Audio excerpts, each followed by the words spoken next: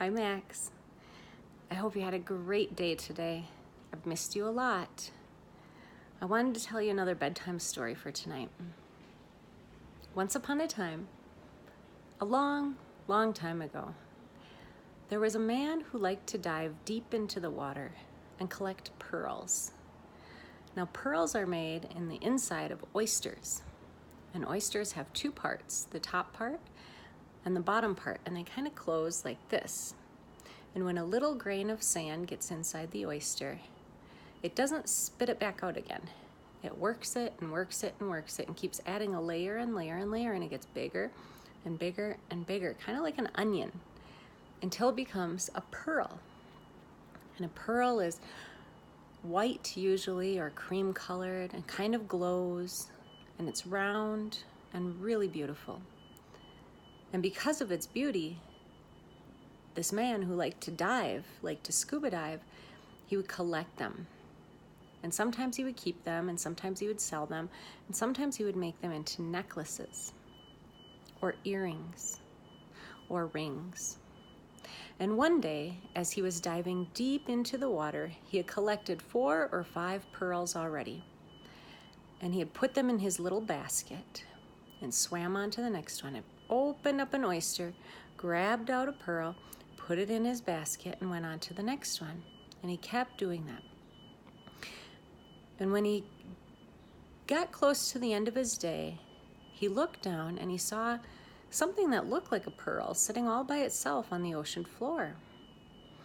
And he looked at his basket and he said, "Did I drop one of my pearls? That must have been what happened. It dropped out of my basket and just fell there, because this is a pearl with no oyster." So he reached down and he grabbed the pearl. And when he looked at it, he said, "This doesn't really feel or look like a pearl. I mean, it's white and it's kind of round, but it's bigger. And it doesn't feel as smooth and silky as pearls usually do."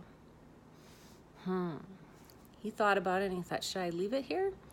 He looked all around and there was no fish, no crabs, no whales, nothing to be seen anywhere close except oysters. So he put it into his basket with all of the pearls, and he swam a little bit further and he grabbed a couple more pearls out of oysters. And then he decided to call it a day and swam up to the surface of the ocean. And he liked to swim in the ocean where it was warm. And it was a bright, sunny day outside. No clouds in the sky. And he looked around and there was his boat a little ways away. And he swam over to his boat and he climbed into his boat. He took off his face mask. He took out his little breathing tube that you use when you scuba dive. And he looked into his basket again and he said, "Look at all these beautiful pearls.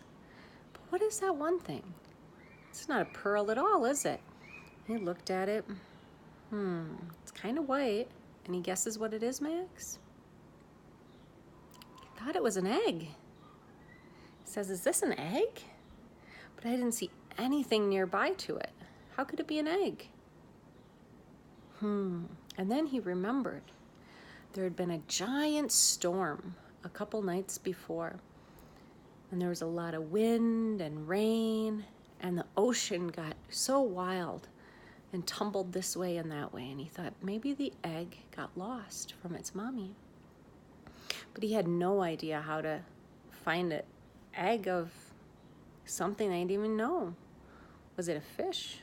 Was it a crab? Was it an eel? He had no idea. How could he know how to find the mommy? He couldn't.